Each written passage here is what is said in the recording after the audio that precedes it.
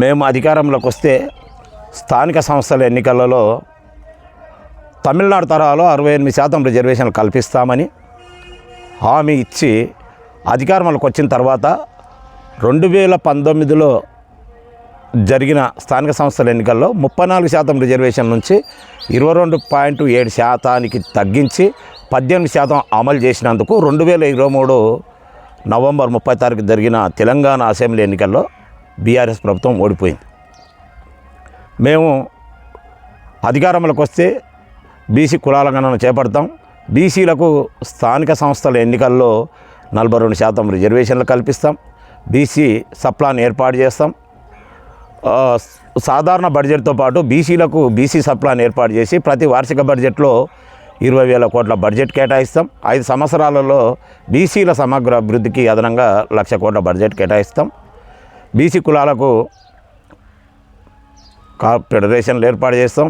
BC కులాలకు ప్రతి కులానికి చైర్మన్ ఏర్పాటు చేసి ప్రతి కార్పొరేషన్కు చైర్మన్ ఏర్పాటు చేసి వాళ్ళకి అదనంగా నిధులు కేటాయిస్తాం అని హామీ ఇచ్చినందుకే కాంగ్రెస్ పార్టీ అధికారంలోకి వచ్చింది.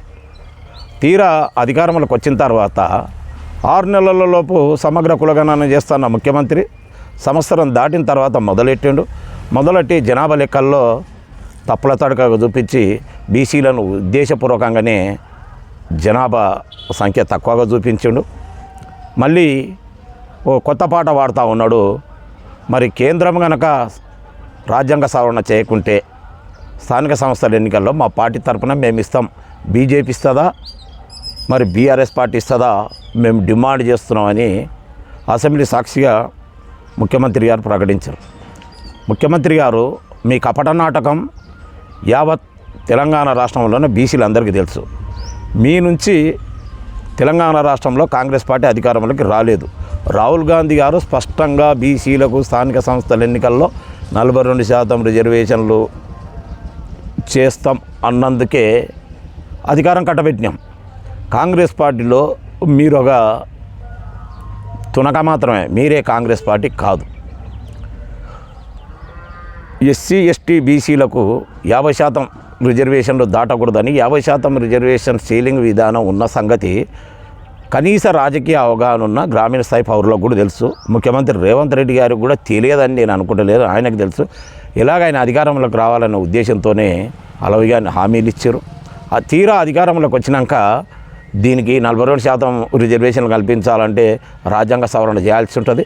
దీనికి కనుక కేంద్ర ప్రభుత్వం సహకరించకపోతే పార్టీ పరంగా మేము 42% ఇస్తాం, మళ్ళీ బీజేపీ కానీ బీఆర్ఎస్ పార్టీ కానీ ఇస్తుందా అని మీరు డిమాండ్ చేయడం ఆశాస్పదం. మాకు మీ పార్టీ పరంగా రిజర్వేషన్లు అంటే మేము నమ్మం. ఎందుకు నమ్మము అంటే 2018 అసెంబ్లీ ఎన్నికలప్పుడు కాంగ్రెస్ పార్టీ రాష్ట్ర వర్కింగ్ ప్రెసిడెంట్ హోదాలో రేవంత్ రెడ్డి గారు బీసీలకు 34 అసెంబ్లీ స్థానాలు కేటాయిస్తామన్నాడు. 24 స్థానాలు కేటాయించి చేతులు దులుపుకున్నాడు, అందరినీ ఓడగొట్టిండు. తీరా 2023 నవంబర్ 30 జరిగిన అసెంబ్లీ ఎన్నికలకు ముందు కూడా మేము బీసీలకు 34 సీట్లు కేటాయించడానికి కట్టుబడి ఉన్నామన్నాడు. 22 సీట్లు కేటాయించాడు, చేతులు దులుపుకున్నాడు. ఇక తీరా మళ్ళీ ఇప్పటి వచ్చే వరకు మేము పార్టీ పరంగా 42% ఇస్తామంటారు. మాకు కావాల్సింది పార్టీ పరంగా కాదు, ప్రభుత్వ పరంగా చట్టబద్ధతతో కూడుకున్న 42% రిజర్వేషన్లు కావాలి స్థానిక సంస్థల ఎన్నికల్లో బీసీలకు. కాదు కూడదని నాటకం ఆడి నీవు పార్టీ పరంగా కేటాయిస్తానో మేము నమ్మం. ఎందుకంటే మీ బుద్ధి 2018-23లో చూసినాం. బీసీల మీద మీకున్న చిత్తశుద్ధి ప్రేమ కాబట్టి మిమ్మల్ని మేము నమ్మము. మేము రాష్ట్ర ప్రభుత్వాన్ని ఒకటి డిమాండ్ చేస్తూ ఉన్నాం. బీసీ జాగృతి సేన తరఫున మీరు కేటాయిస్తే చట్టబద్ధంగా కేటాయించింది, కాదు కూడదంటే కొన్నాళ్ళు ఎన్నిక లేపైనా ఈ దేశంలో ఉన్న అన్ని విపక్ష పార్టీలు విపక్ష పార్టీలతో కలిపి కేంద్రంతో చర్చించి కేంద్రంపై ఒత్తిడి తెచ్చి రాజ్యాంగ సవరణ చేసిన తర్వాతే ఎన్నికలు నిర్వహించండి. ప్రతిసారి బీసీలను వాడుకోవడం అన్ని రాజకీయ పార్టీలకు అలవాటైపోయింది. ఇక బీసీలు కూడా ఈ 70 సంవత్సరాలుగా అడిగి వేసారినరు. ఈసారి మాత్రం మీరు రిజర్వేషన్లకు చట్టబద్ధత కల్పించకుండా 42% రిజర్వేషన్లు కేటాయించకుండా ఎన్నికలకు వెళితే మాత్రం బీసీలు కర్రు కాల్చి వాత పెడతారు.